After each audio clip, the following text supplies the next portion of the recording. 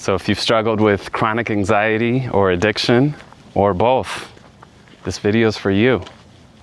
I want to speak to you from my direct experience the last 25 years working with both on myself, and share 5 different tools or pathways that all tie together, and I hope you see that at the end of this video. Greetings everyone, it's Jordan Parker, Middle Way Coaching. So I think the most important place to start is often where we feel the most suffering or humility, the darkest nights or ways of living with either of these conditions.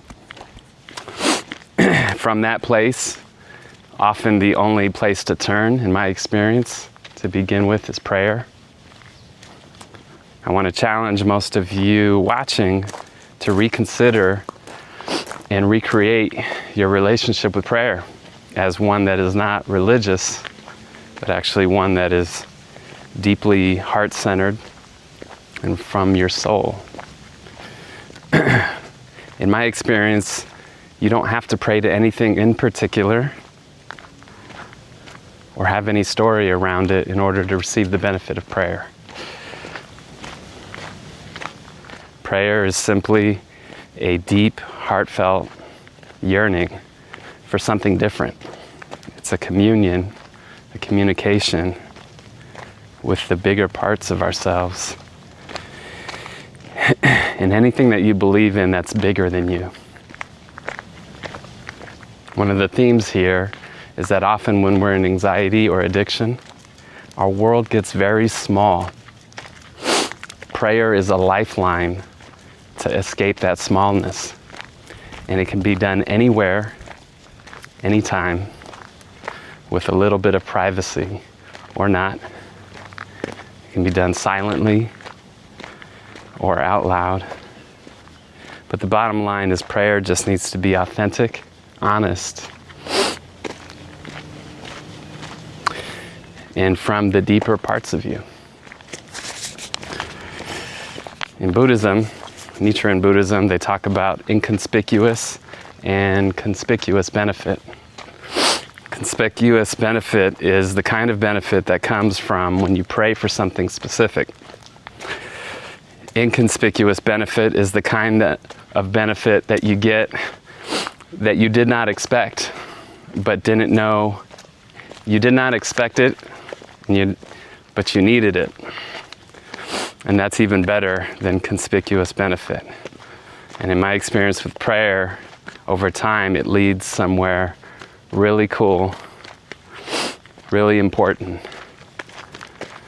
and it never leaves you. Prayer is free and it's always available.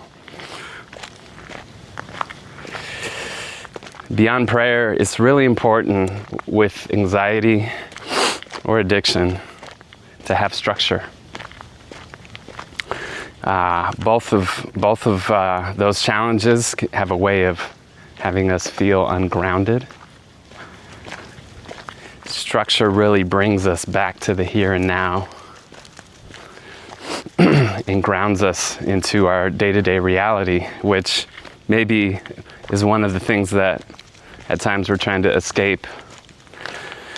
But structure brings a sense of peace, a sense of ease. It takes decision-making out of most days and therefore frees us up just for more creativity and more possibility.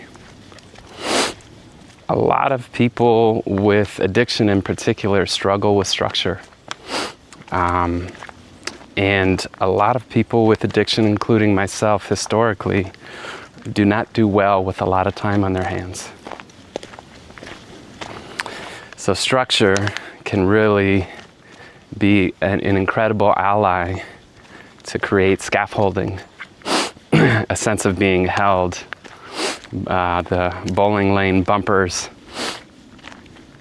when life feels like too much or too overwhelming. Community. It goes without saying that Uh,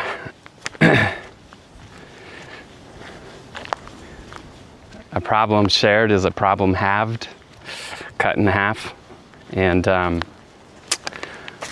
most people with both addiction or anxiety struggle with shame.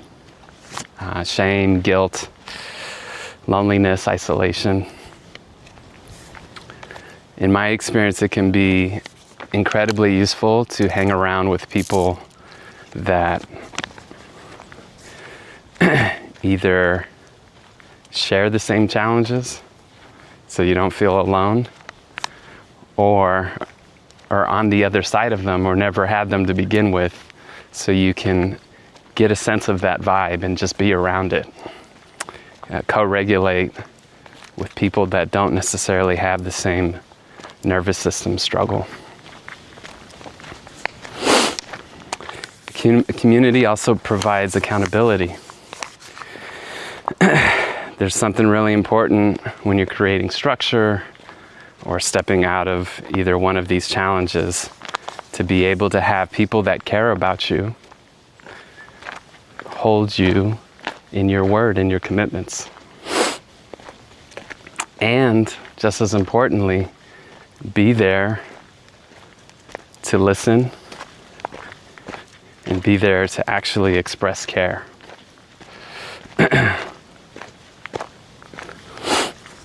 So I think the heart of this pathway is the next tool, which is to broaden your world, to get a bigger world.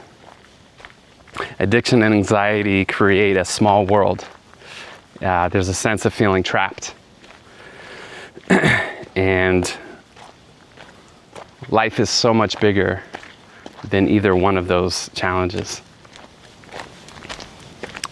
So when you have a bigger world, what that looks like is thinking about more than just yourself,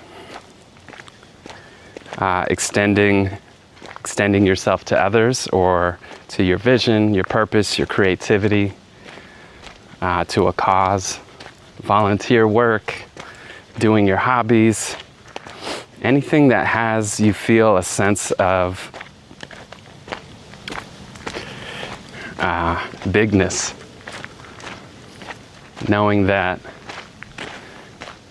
it's not always about struggle. So broadening your world often can look like just stepping out into the unknown. And that's the last piece I want to share here, is around experimentation. People with anxiety, and often people with addictions, often have a very fixed routine or ways of being each day. And one of the things that often gets left behind is experimenting, spontaneity. And so one of the ways to get a bigger world and to just experience more things as possible is to take risks. And I don't mean thrill risks. I mean doing things that are important to you, even when you're scared.